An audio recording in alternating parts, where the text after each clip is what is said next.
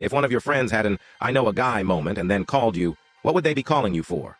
It's been a running joke at several of my jobs that if you need a random thing, I probably have it in my bag.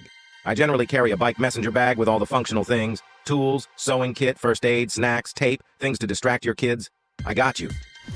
You need complex surgery and insurance claims they won't cover it? I'm your gal. I've had an autoimmune condition since childhood. Last year, I had to have major reconstructive surgery for a complication so rare there are less than 200 documented cases of it worldwide. Normally, insurance doesn't cover the surgery, nor the preoperative and postoperative orthodontic treatment needed as part of the surgery. Total cost of the whole process typically runs into the six figures, and that's with insurance coverage. I fought tooth and nail and researched hundreds of pages of insurance documentation, got second and third opinions, etc. Managed to get insurance to cover everything: the braces, the surgery, week in the hospital, etc.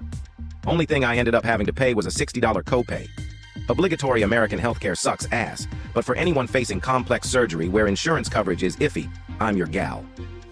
My friend has a "I know a guy" story. My friend does MMA for fun, and they were about to move and they wanted to do a party. Their instructor coach asks what type of food, and my friend responds, "Japanese."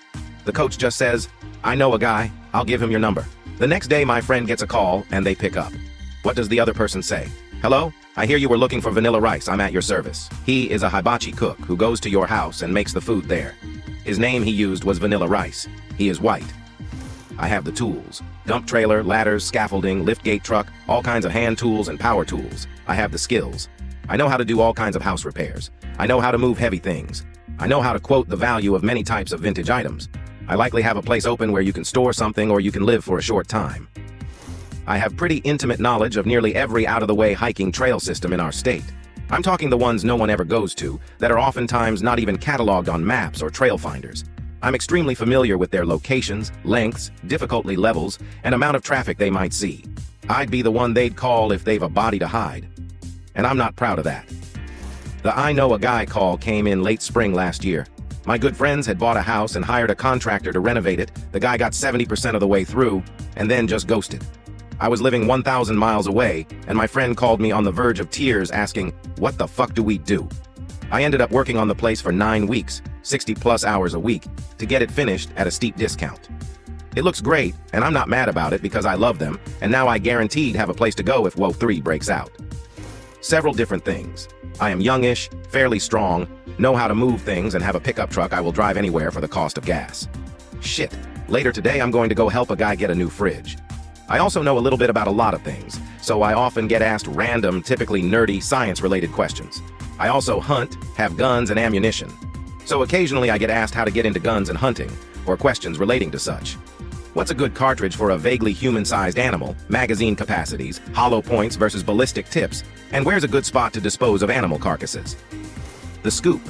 I used to be the person who was up on everything, because I genuinely give a shit about everyone and want things to go well for them. I'm the person who remembers everyone by name and at least some details about them. When friends need to remember the name of the kid from 2nd grade who got beat up during class, they call me. When people used to need to know what someone's mysterious FB status was alluding to, they'd call me. There has been a pause on my being up on things because my life got messy. I vividly remember one time my friend randomly asking, "Hey OP, why do you say Mazel Tov when a plate cracks?" And I responded, "Oh, it's a symbolic tradition in Jewish weddings to smash a plate and say Mazel Tov.